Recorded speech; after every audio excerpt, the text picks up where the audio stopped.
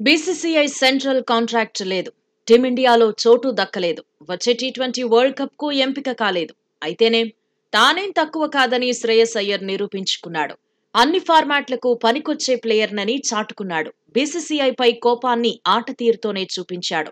తనను వదులుకోవడం టీమిండియాకే నష్టం అనుకునేలా ఐపీఎల్లో రాణించాడు. సీజన్ ఆరంభంలో ఇబ్బంది పడినా ఆ తర్వాత కూల్ గా తన పని కానిచ్చేశాడు. పరిస్థితులకు తగినట్టుగా బ్యాటింగ్ భారాన్ని మోశాడు. మెంటార్ గంభీర్ సూచనలతో కేకేఆర్ ను అద్భుతంగా నడిపించాడు. ఐపీఎల్ కు ముందు ఎదురైన అవమానాలను తట్టుకుని నిలబడ్డాడు. పదే పదే గాయాలు వెంటాడినా సవాళ్లను ఎదురించాడు. కెప్టెన్ గాను మాయ చేశాడు. కేకేఆర్ ను ఛాంపియన్ గా నిలబెట్టాడు. విజయంలో ఎక్కువ భాగం గంభీర్ కు క్రెడిట్ దక్కుతున్నా అయ్యర్ ను తక్కువ చేసి చూడలేమన్న చర్చ కూడా ఉంది. అందుకు తగినట్టే గ్రౌండ్ లో శ్రేయస్ కదిలాడు. సమయస్ఫూర్తితో ప్రణాళికలను అమలు చేశాడు.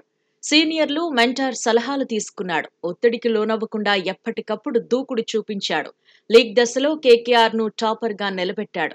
క్వాలిఫైయర్ లోనూ జోరు కొనసాగించేలా సక్సెస్ అయ్యాడు. ఆ తర్వాత ఫైనల్లోనూ శ్రేయస్ స్టామినా చూపించాడు. పిచ్ పరిస్థితులను సరిగ్గా వినియోగించుకున్నాడు. టాస్ ఓడినా కేకేఆర్ బౌలర్లు టాప్ క్లాస్ పర్ఫార్మెన్స్ ఇచ్చేలా చూసుకున్నాడు. బౌలింగ్ మార్పుల్లోనూ తెలివిగా వ్యవహరించాడు.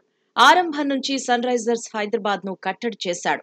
దీంతో బలమైన బ్యాటింగ్ ఆర్డర్ ఉన్న ఎస్ఆర్హెచ్ కనీసం 120 పరుగులు కూడా చేయలేకపోయింది. కెప్టెన్ గా శ్రేయస్ అయ్యర్ మంచి మార్కులు కొట్టేశాడు. నిజానికి గత సీజన్లో శ్రేయస్ బరిలో దిగలేదు. ఫిట్నెస్ సమస్యల కారణంగా ఐపీఎల్ కు దూరంగా ఉన్నాడు. వన్డే వరల్డ్ కప్ సమయానికి సిద్ధమయ్యాడు.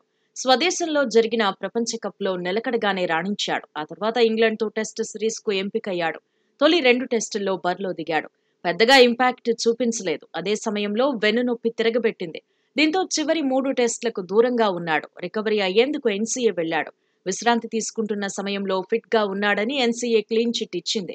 రంజీల్లో ముంబై తరపున ఆడేందుకు అనుమతి ఇచ్చింది. కానీ డొమెస్టిక్ టోర్నీలో అయ్యర్ ఆడలేదు. దీంతో బీసీసీఐకి కోపం వచ్చింది. సెంట్రల్ కాంట్రాక్ట్ లో శ్రేయర్ కు చోటివ్వలేదు. ఆ తర్వాత ముంబై తరపున యువ ప్లేయర్ బరిలో దిగాడు. సెమీస్ తో పాటు ఫైనల్లోనూ బరిలో దిగాడు. ఫైనల్లో మెరుగైన స్కోరే సాధించాడు. కానీ బీసీసీఐ కాంట్రాక్టు పోవడం, టీమిండియాలో చోటు దక్కకపోవడంతో శ్రేయస్ లో మరింత కసి పెరిగింది. 17వ సీజన్లో పట్టుదలతో ఆడి రాణించాడు. ఇప్పుడేకంగా టీమిండియా కెప్టెన్సీ రేసులో తన పేరు వినిపించేలా చేసుకున్నాడు. రోహిత్ వారసుడిగా పాండ్యా, పంత్తో శ్రేయస్ ఖచ్చితంగా పోటీ పడతాడు అని ఎక్స్పర్ట్స్ అంచనా వేస్తున్నారు.